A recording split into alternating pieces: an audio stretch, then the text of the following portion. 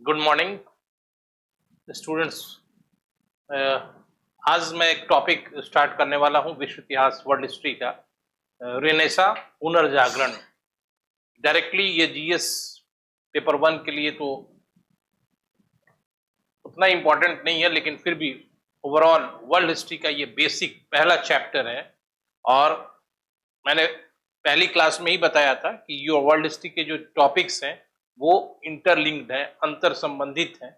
तो ये जो है ऐसा चैप्टर है जो आगे की घटनाओं के लिए एक बेस का काम करता है, क्योंकि यूपीएससी का जो जीएस पेपर 1 का सिलेबस है उसमें जो आगे जो घटनाएं हैं वो इस चैप्टर से भी रिलेटेड है। जैसे पीरियड ऑफ इनलाइटनमेंट, प्रबोधन का काल, जिसमें बहुत सारे विद्वानों का नाम आता है, जैसे कि रूसो हुए।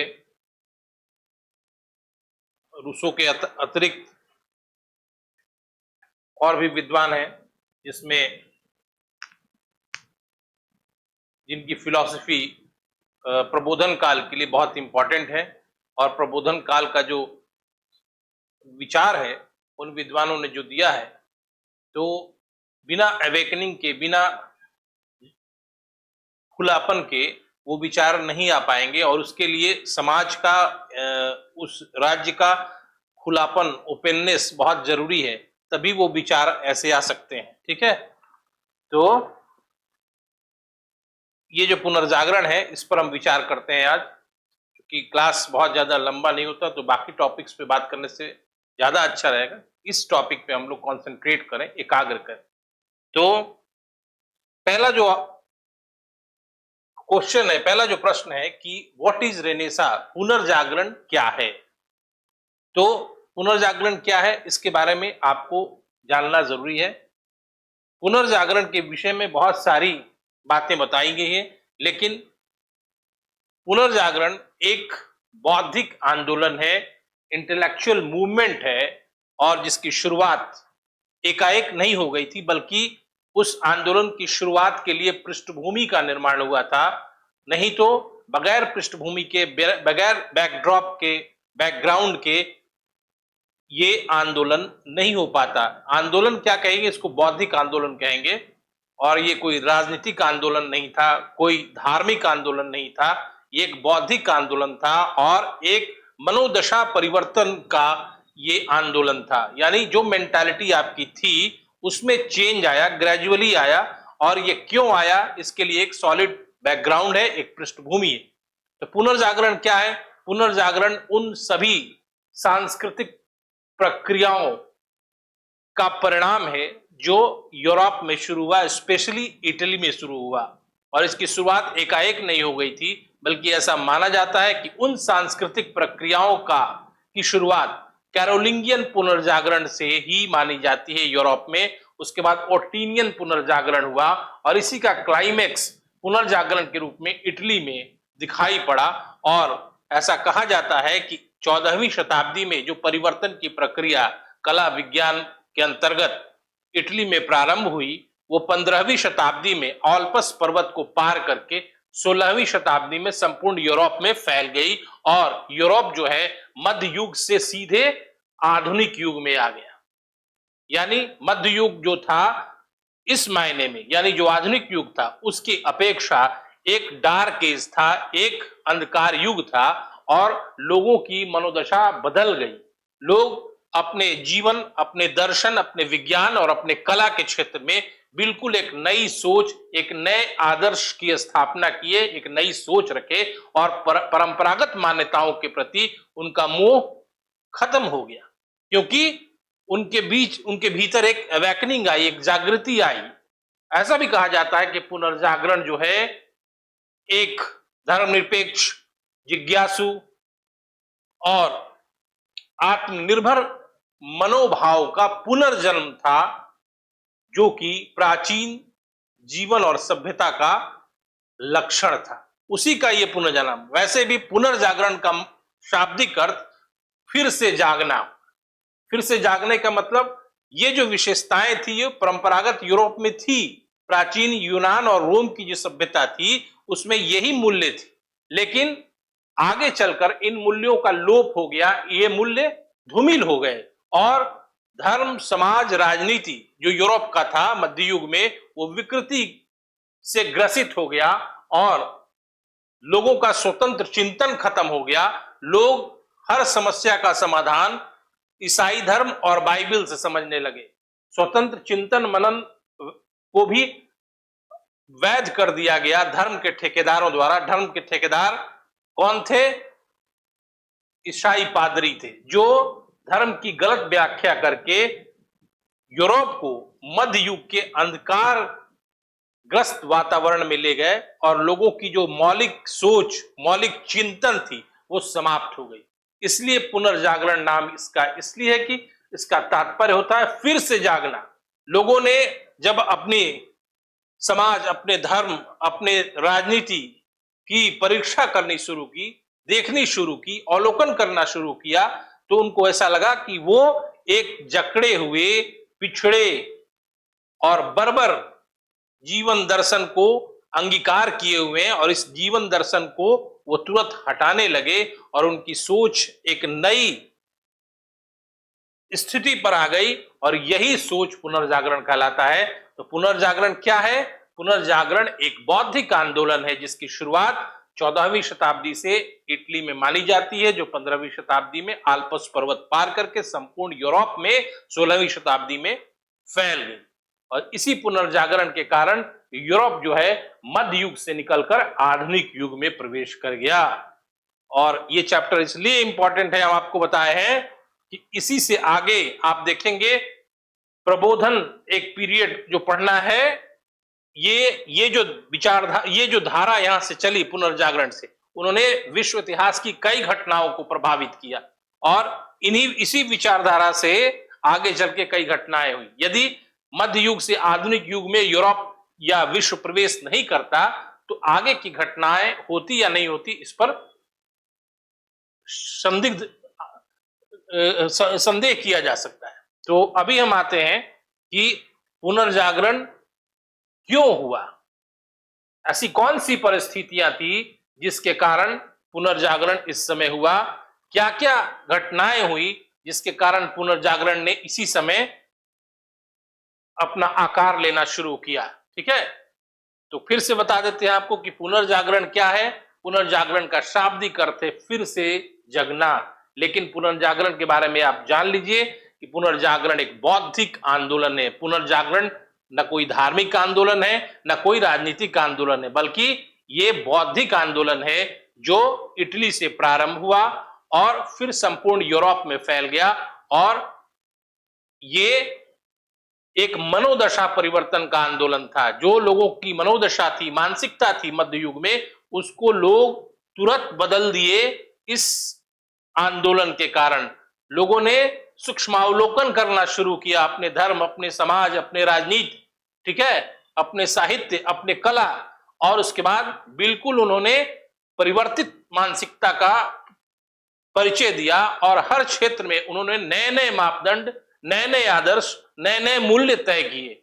और यही नए आदर्श, मूल्य और मापदंड पुनर्जागरण के तत्व के रूप में समाज में स्थापित हुए, यूरोपीय समाज में। ठीक है, तो अब हम आएंगे कि पुनर्जागरण, कई बार सवाल भी आया कि पुनर्जागरण एक मनोदशा थी। ठीक है, ठीक है, पुनर्जागरण एक प्रक्रिया है जिसकी शुरुआत एक सांस्कृतिक प्रक्रियाओं का परिणाम है। ठीक है, अब आते हैं हम लोग कि पुनर्जागरण क्यों संभव हुआ उस समय, जिसके कुछ सर्टेन कारण है। ठीक है, कुछ निश्चित कारण है जिन कारणों के कारण ही पुनर्जागरण उस समय यूरोप में स्थान ले पाया। लेकिन उन कारणों को हम पहले लिख लेंगे और उन्हीं कारणों को डिस्कशन कर देंगे, जिससे आपका एक सॉलिड आंसर तैयार हो जाएगा। ठीक है, कि क्यों पुनर्जागरण संभव हुआ, जिसके कुछ कारण है, जो वैश्विक घटनाएं हैं। अनेक माना जाता है कि अनेक घटनाओं के घात प्रतिघात से ही पुनर्जागरण संभव हो पाया। और ये घटनाएं किसी एक देश और एक समय की घटनाएं नहीं है, बल्कि भिन्न भिन्न कालों में, भिन्न भिन्न देशों में ये घटनाएं हुई और इन्हीं घटनाओं के घात प्रतिघात का सामूहिक रूप पुनर्जागरण के रूप में प्रस्फुटित हुआ। और पुनर्जागरण ने जगह लिया, पुनर्जागरण ने स्थान लिया। तो हम आते हैं कि पुनर्जागरण कैसे संभव हुआ। मध्ययुग एक अंधकार युग था, लोगों का चिंतन एकदम सीमित था, चाहे राजनीति हो, धर्म हो, समाज हो, संस्कृति हो, लोग हर लोगों का जो चिंतन था मौलिक चिंतन नहीं था, बल्कि धर्म, ईसाई धर्म से आप्लावित था और वो कोई मौलिक चिंतन नहीं रखते थे।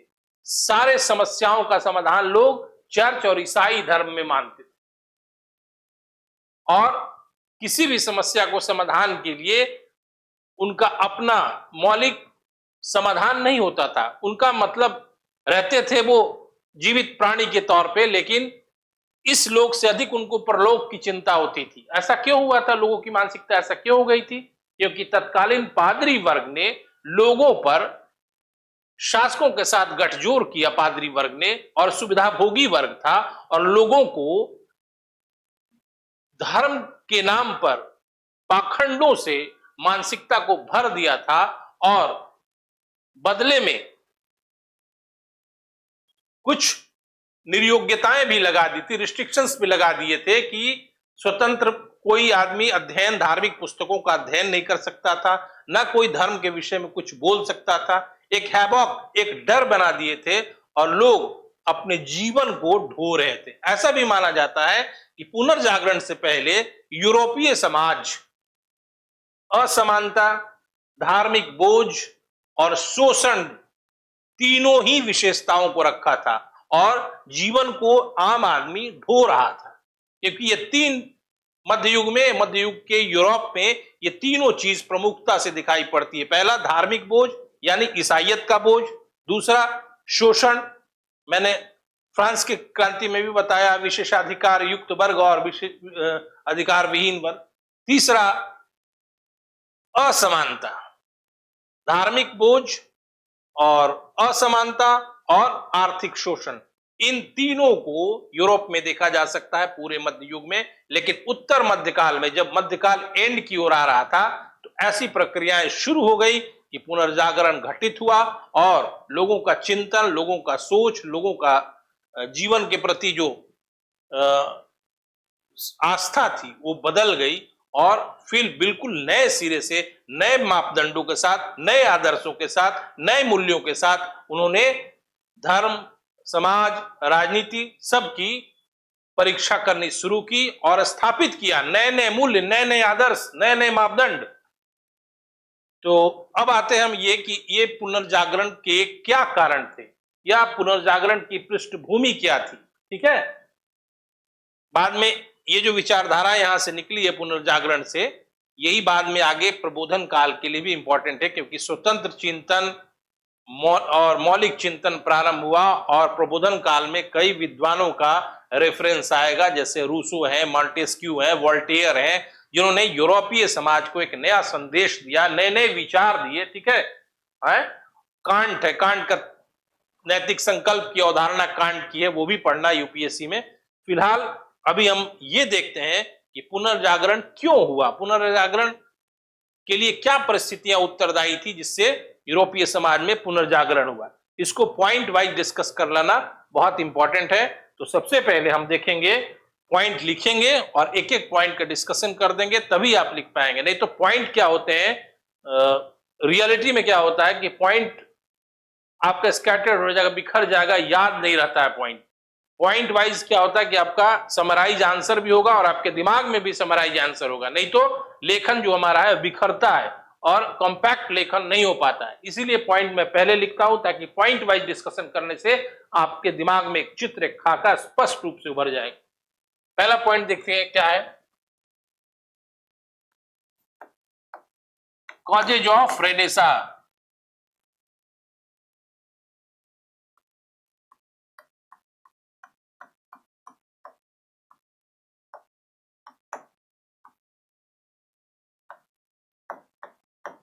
पॉइंट पहले लिख देंगे, उसके बाद एक एक पॉइंट को मैं डिस्कस कर दूंगा। पहला पॉइंट है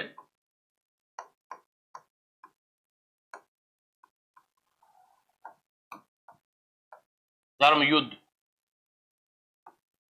दूसरा पॉइंट है अब बताएंगे, अभी आप इस पे सोचिए मत, मैं बताऊंगा क्या है धर्मयुद्ध, क्यों मैंने लिखा है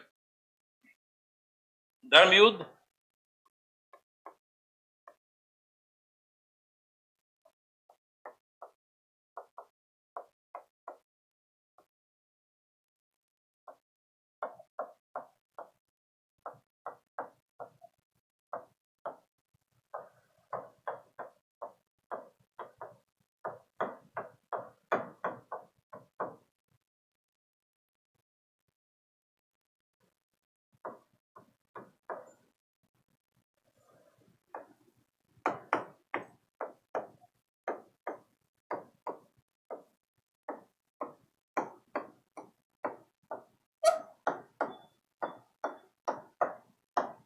व्यापार और व्यापारिक समृद्धि।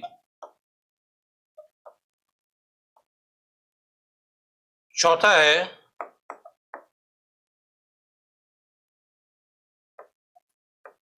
कागज का आविष्कार और छापाखाना का।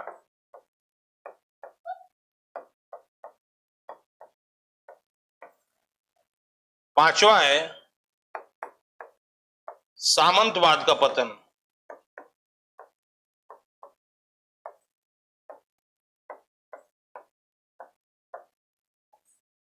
छठा है कुस्तुनतुनिया का पतन।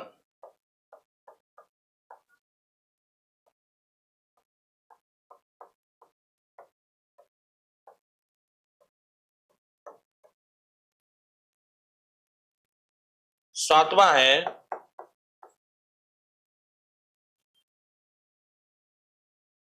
पुर्तगाल का शासक Henry the navigator. Portugal king Henry.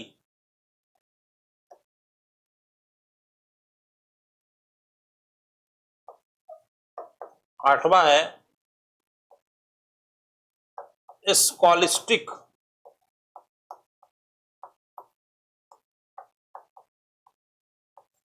विचारधारा का अंत।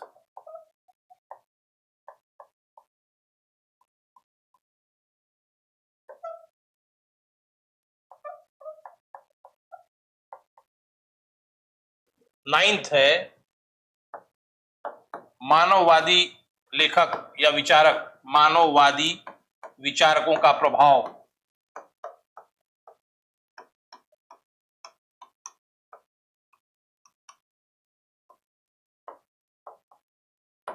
इन्हीं पॉइंट्स को डिस्कस कर लेना है कि क्यों पुनर्जागरण उस समय संभव हो पाया, नहीं तो यूरोप कभी भी मध्य युग से आधुनिक युग में प्रवेश नहीं कर पाता और उसी कूप मंडूकता में ईसाई धर्म, चर्च और राजा सामंत के चंगुल में हमेशा मध्य युग में ही यूरोप रहता। लेकिन कुछ ऐसी परिस्थितियां तैयार हुई जाने अनजाने में जिसने पुनर्जागरण को संभव किया, नहीं तो वो लोग बिल्कुल कुएं की मेढक की तरह वो जीवन यापन कर रहे थे। जब तक ये घटनाएं नहीं होती तो उनका जीवन बदलता नहीं, ना उनमें कोई बौद्धिक जागृति आती और ना वो बौद्धिक आंदोलन होता जिसको समवेत रूप से हम लोग पुनर्जागरण कहते हैं।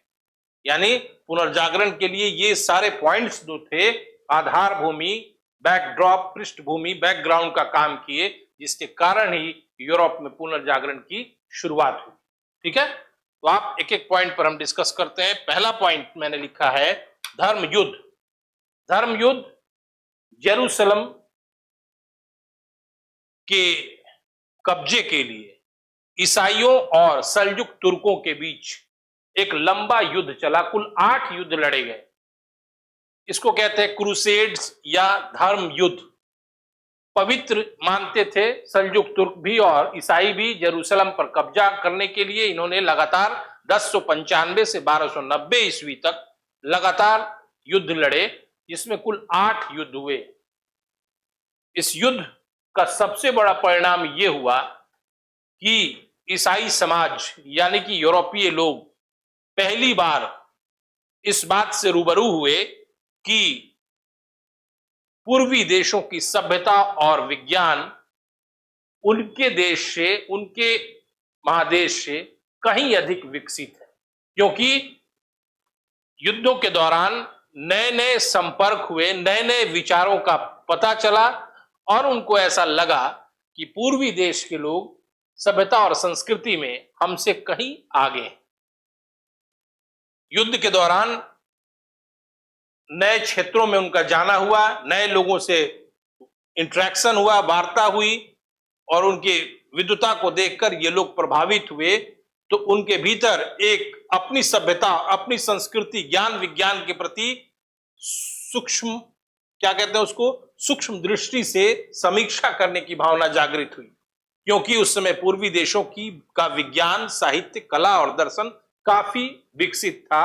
अभी तक ईसाई ऐसा समझ रहे थे कि हमारे जैसा सभ्यता, संस्कृति और विज्ञान दूसरे जगह नहीं होगा। लेकिन उनके इस भ्रम का उसी समय इस भ्रम का निवारण हो गया जब पूर्वी देशों में उनका संपर्क हुआ और धर्म युद्धों के कारण उनका मानसिक क्षितिज विस्तृत हुआ। वो नई चेतना से आप्लावित हुए कि नहीं, हमारा महादेश नहीं बल्कि विश्व में कई ऐसे जगह हैं जहां पे उन्नत सभ्यता संस्कृति है और वहां रहा जा सकता है। और हम अभी तक जो जीवन यापन जी रहे हैं, हमारा जीवन जो है संकीर्ण है, सीमित है। हम ईसाई धर्म, चर्च के अतिरिक्त कुछ दूसरा नहीं सोचते हैं, जबकि पूर्वी विश्व के देशों में, यानी पूर्वी देशों में लोग स्वतंत्र चिंतन मनन करते हैं, यानी उनकी सभ्यता संस्कृति जो है हमारी सभ्यता संस्कृति से कहीं अधिक डेवलप्ड है, कहीं अधिक विकसित। तो खुद पर उनको सूक्ष्मावलोकन की एक भावना जगी। ठीक है, पूर्वी देशों के कारण ही मैंने जो लिखा है ज्ञान विज्ञान, पूर्वी देशों में जब इनका जाना हुआ तो इन्होंने जाना कि पूर्वी देशों के लोग ज्ञान और विज्ञान में कहीं बढ़ चढ़ कर आए। यहीं पर उनको अरिस्टोटाइल का ग्रंथ बीजगणित, अंकगणित और दिशा सूचक यंत्र, कागज इत्यादि का ज्ञान पहली बार यूरोपीय ईसाइयों को हुआ और उनको ऐसा लगा कि कहीं अधिक विकसित पूर्वी देश वाले हैं, क्योंकि उनको दिशा सूचक यंत्र, कागज इत्यादि पहले से प्राप्त है और यानी कि विकास का जो रफ्तार है, विकास का जो लेवल है पूर्वी देशों में कहीं अधिक है और हम अभी तक कूपमंडूक अवस्था में यूरोपीय समाज में जीवन यापन जी रहे हैं। ठीक है, इसी ज्ञान विज्ञान की प्राप्ति से नए नए विचारों को भी प्राप्त किए इन्होंने।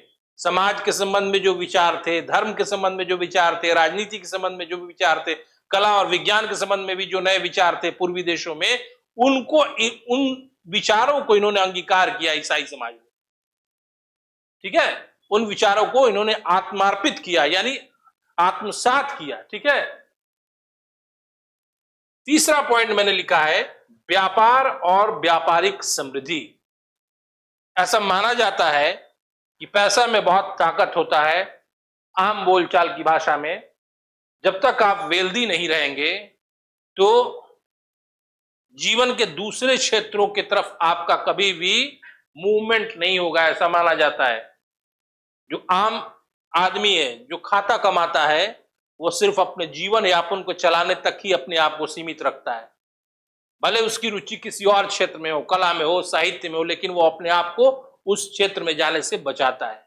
ठीक यही स्थिति इस समय हुई थी पूर्वी देशों के साथ। जो धार्मिक युद्ध के कारण संपर्क स्थापित हुआ, तो फिर धीरे धीरे कई यूरोपीय ईसाई व्यापारी जेरूसलम आदि और एशिया माइनर आदि क्षेत्रों में जाकर बस गए, क्योंकि उनको यहाँ पे व्यापार करने का एक स्वर्णिम अवसर दिखाई पड़ा।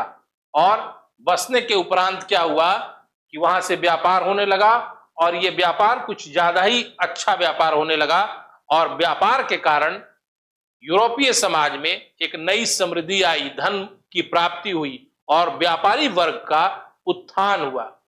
और व्यापारी वर्ग का ही उत्थान नहीं हुआ, व्यापारी वर्ग के पास इतना पैसा आ गया कि अब वो स्वतंत्र अध्ययन भी कर सकता था किसी भी पुस्तक का, भले धार्मिक पुस्तक ही क्यों ना हो, क्योंकि अब उसे खाने कमाने की चिंता नहीं थी, बल्कि वो खाली समय में पुस्तकों का अध्ययन करने लगा। अभी तक पुस्तकों का अध्ययन पादरियों के द्वारा बैन किया हुआ था, रोका हुआ था।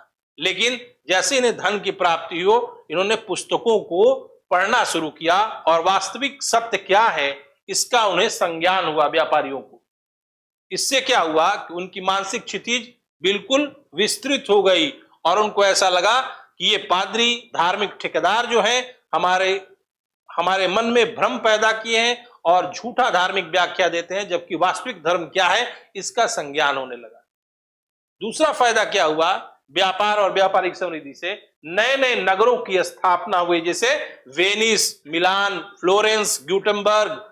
इन नगरों के विकास से क्या हुआ कि नगरों में खुला वातावरण होता है और नए नए विचारों को की स्वीकारोक्ति होती है। आज भी देखेंगे आप, जो ग्रामीण क्षेत्र है वो बंद माना जाता है, लेकिन जहां जो सिटीज है वहां पे खुलापन माना जाता है। यही स्थिति उस समय थी। ये नए जो नगर हुए, इन नए नगरों में दूसरे क्षेत्रों के व्यापारी, कारोबारी, पेशेवर लोग आते जाते थे, दूर दूर से आते थे, तो वो नए विचार लाते थे, उनके यहाँ क्षेत्र में जो प्रचलित मान्यताएं थी उसको वो बताते थे।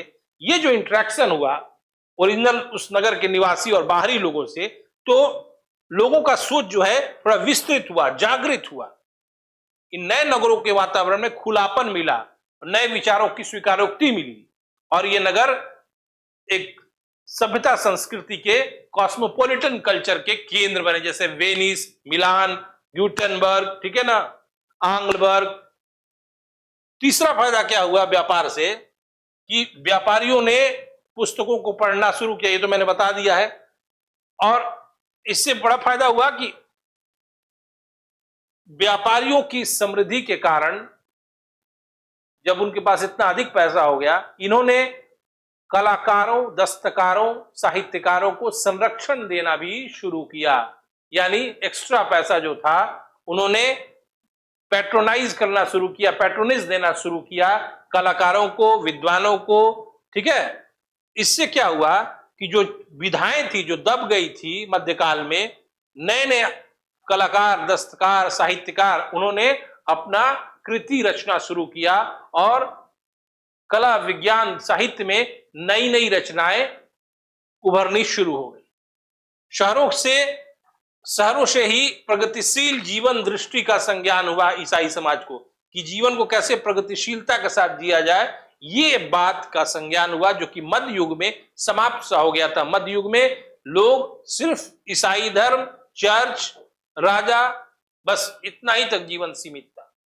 लेकिन व्यापारिक समृद्धि और व्यापार के कारण एक नई जीवन दृष्टि प्राप्त हुई। चौथा मैंने लिखा है कागज और छापेखाने का आविष्कार। पूरा पॉइंट मैंने नहीं लिखा लेकिन मैं बता रहा हूं।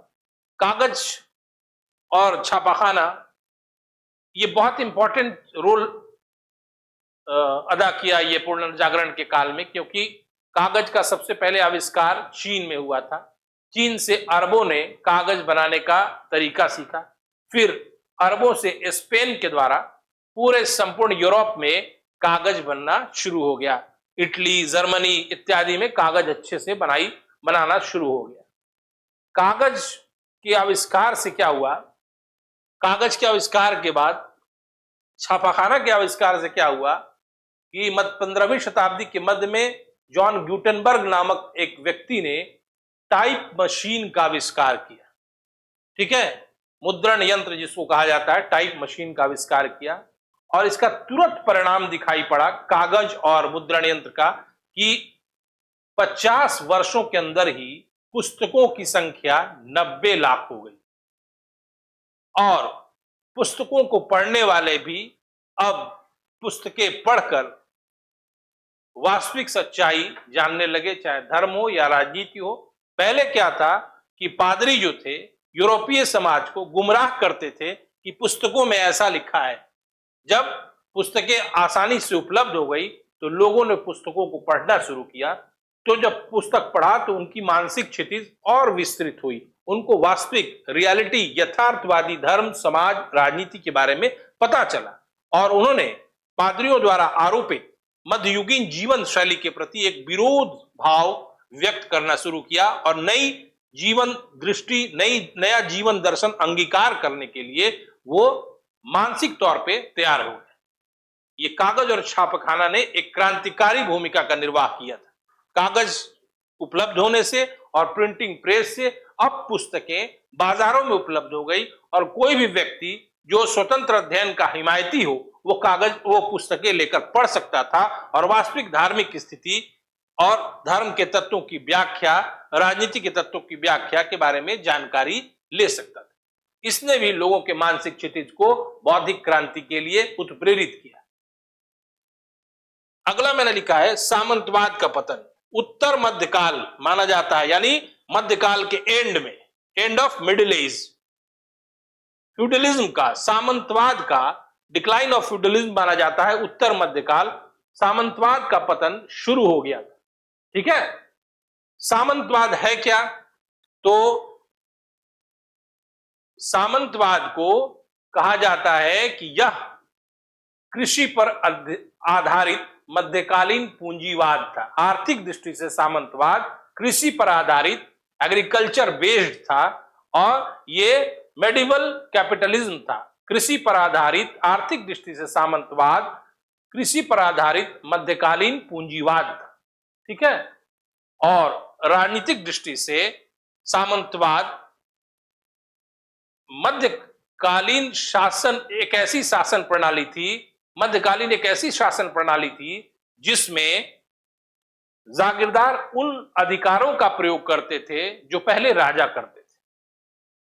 समझ में आई बात?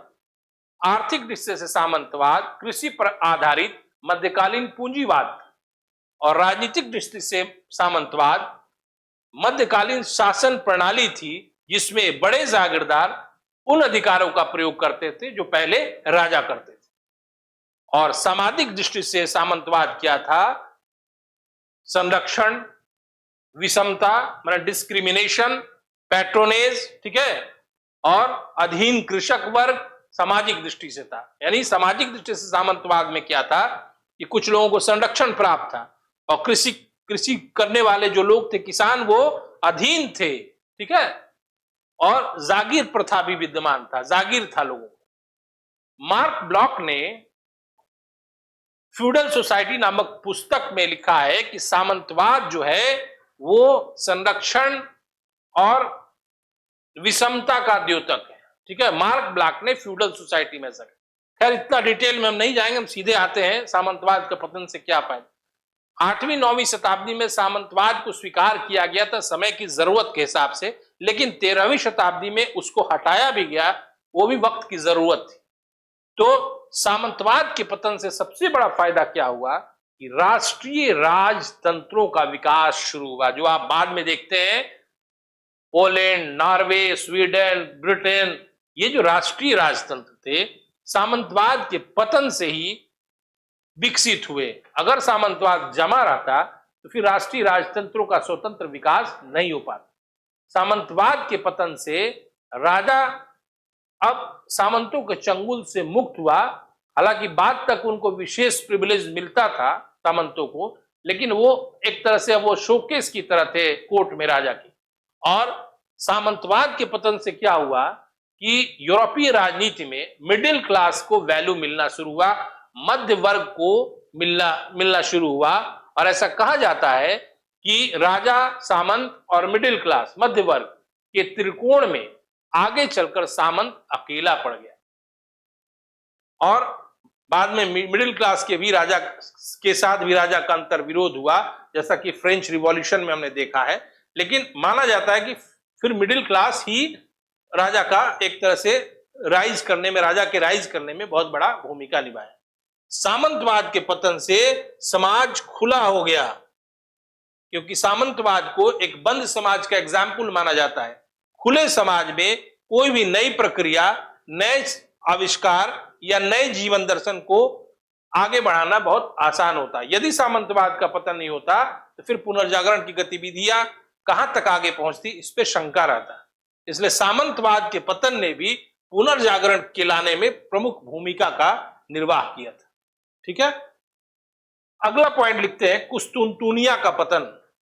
ऐसा विद्वानों का मान्यता है कि 1453 ईस्वी में उस्मानी तुर्कों द्वारा कुस्तुनतुनिया के पतन के कारण पुनर्जागरण संभव हो पाया, क्योंकि 1453 में उस्मानी तुर्कों ने कुस्तुनतुनिया पर कॉन्स्टेंटिनोपल पे कब्जा कर लिया। ये बर्बर उस्मानी मुसलमान जो थे, इनको सभ्यता और संस्कृति से कोई खास वास्ता नहीं था। इसका तुरंत तात्कालिक दुष्परिणाम क्या हुआ कि कुस्तुनतुनिया पर उनके कब्जा होने से यूरोप से पूर्वी देशों को जाने का मार्ग बंद हो गया। पूर्वी देश जो यूरोप के लिए विलासिता की सामग्री और मसालों की आपूर्ति करते थे, यही मार्ग दुष्प्रभावित हो गया, क्योंकि ये मुसलमान जो थे वो व्यापारियों को लूट लिया करते थे। इससे क्या हुआ कि अब नए मार्गों की खोज की आकांक्षा यूरोपीय समाज में, यूरोपीय लोगों में जागृत हुई। और दूसरी बात, इसका एक और परिणाम क्या हुआ कि कुस्तुनतुनिया जो था यूनानी और रोमन साहित्य, विज्ञान और कला का बड़ा केंद्र था, और वहां जो ये इन विषयों के विद्वान थे उनको वहां रहना मुश्किल हो गया, क्योंकि ये बर्बर उस्मानी तुर्कों के लिए उस साहित्य, विज्ञान और कला का कोई वैल्यू नहीं था, कोई महत्व नहीं था। इसलिए हजारों हजारों की संख्या में ऐसा माना जाता है विद्वानों ने पलायन किया। इटली, फ्रांस, इंग्लैंड जैसे देशों में इन्होंने शरण लिया, और ऐसा कहा जाता है कि जाते समय इन्होंने यूनानी और रोमन साहित्य की पांडुलिपियों को अपने साथ ले गए। और ऐसा कहा जाता है कार्डिनल बिसारियोन ने 800 पांडुलिपियां लेके गया था। ठीक है, ठीक है, मतलब एक रेफरेंस में बता रहा हूं आपको। तो जब पूर्वी देशों के जाने का मार्ग अवरुद्ध हो गया, तो नए मार्गों की खोज की आकांक्षा यूरोपीय लोगों में जगी। यही कारण है कि उसके बाद 1498 में मार्को पोलो ने भारत जैसे देश का पता लगाया, और कोलंबस ने दुनिया को गोल समझकर पश्चिम से भारत पहुंचने के प्रयास में एक नए क्षेत्र को खोज डाला, और इसकी जानकारी नहीं होने के कारण उसको इंडीज नाम दे दिया और बगल के एरिया को अमेरिका नाम दिया। ठीक है, उसी में फिलीपींस द्वीप समूह भी खोजा गया मैगलेन के द्वारा। ठीक है, तो कुस्तुनतुनिया के साहित्य, विज्ञान, कला, जो यूनानी और रोमन साहित्य, विज्ञान, कला था, वो सारी पांडुलिपियां यूरोप के देशों में पहुंची, और इससे उनको जब पढ़ा गया, लोगों में एक नई जागृति आई, तो पुनर्जागरण जैसी मानसिकता तैयार। इस पॉइंट को आप समझ गए होंगे, मेरे हिसाब से मैंने बता दिया। अगला एक मेजर फैक्टर है पुर्तगाल का शासक हेनरी, जिसको कहते हैं हेनरी द नेविगेटर। यह नाविकों का बहुत बड़ा समर्थक था, बल्कि इनको सपोर्ट करता था वैश्विक अभियानों में या किसी भी एडवेंचरस ट्रिप में, ये सपोर्ट करता था। पुर्तगाल के कुछ व्यापारियों ने अफ्रीका के तटों पर अधिकार कर लिया। ठीक है, और अफ्रीका के तटों पर अधिकार करने से व्यापारिक स्थिति तो बेहतर हुई ही, वही जो मार्को पोलो अभी जो मैंने बताया, बाकी भी क्षेत्रों को खोजने की इच्छा जगी, और लोगों ने नए नए देशों को खोज निकाला। तो फिर से एक पूर्वी देशों की सभ्यता के तत्वों से फिर से ईसाई परिचित हुए, और एक नई उत्प्रेरणा मालूम हुई। एक चीज और मैंने लिखा है, स्कॉलिस्टिक विचारधारा का अंत। मध्य युग में यूरोप को कहा जाता है कि स्कॉलिस्टिक विचारधारा से आप्लावित देश था। इसको पंडित पंथी कह सकते हैं आप हिंदी में। ये ऐसा विचार था कि बगैर प्रमाण के, बगैर प्रयोग के जो धारणा स्थापित हो गई, उसी को ये पंडित पंथी विचारधारा माना जाता है। और उस समय ऑक्सफोर्ड, कैम्ब्रिज, बोलोग्ना, नेपल्स आदि यूनिवर्सिटीज में यूनानी ज्ञान, विज्ञान, दर्शन को पढ़ाया जाता था, लेकिन स्कॉलिस्टिक विचारधारा का बहुत अधिक प्रभाव था। लेकिन 15वीं शताब्दी के मध्य में एक ऐसा विभूति, एक ऐसा विद्वान व्यक्ति हुआ जिसने प्रयोग को सबसे बड़ा कारण माना, और उसका नाम है रोजर बेकन। उसने स्पष्ट रूप से कहा, बिना प्रयोग के कुछ भी नहीं जाना जा सकता। ऐसा कहकर उसने परंपरागत स्कॉलास्टिक विचारधारा को चुनौती दी और उसके इस विचार का इतना प्रभाव हुआ यूरोपीय समाज में कि लोग बगैर तर्क के, बगैर प्रयोग के अब कुछ भी स्वीकार करने के खिलाफ थे। और इसने एक लोगों को एक नई दृष्टि प्रदान की, नई सोच के लिए, नए जीवन दर्शन के लिए, नई आस्थाओं के लिए और नई मान्यताओं के लिए। ये नई आस्थाएं, मान्यताएं जो है पुनर्जागरण के तौर पे उद्घटित हुई। ठीक है। एक लिखा है मैंने लास्ट पॉइंट, मानववादी विचारकों का प्रभाव। ठीक है। मानववादी विचारक एक संदेशवाहक विचारक थे जिन्होंने मानववाद के प्रचार प्रसार के लिए अपना सब कुछ दांव पे लगा दिया। लेकिन उसमें एक मानववादी विचारक जो था, जो कि डच था, रॉटरडम का था डच, उसका नाम था एरास्मस। एरास्मस ने ईसाई होते हुए भी ईसाई धर्म की बुराइयों की ओर लोगों का ध्यान दिलाया और उसने एक पुस्तक लिखी, प्रेज ऑफ फॉली, मूर्खता की प्रशंसा, जिसमें वैसे ईसाइयों, धर्म ज्ञाताओं की उन्होंने खिल्ली उड़ाई थी जिन्होंने धर्म की, खासकर ईसाई धर्म की गलत व्याख्या की।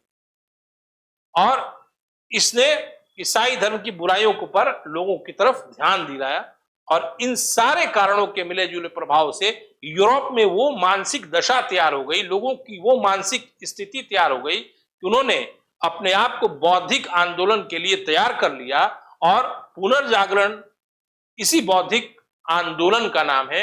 और इस बौद्धिक आंदोलन का परिणाम जो है कई शताब्दियों तक यूरोप में दिखाई पड़ा, जिसमें नए नए विचार, नई नई आकांक्षाएं, नई नई मान्यताओं को यूरोपीय समाज ने स्वीकारा।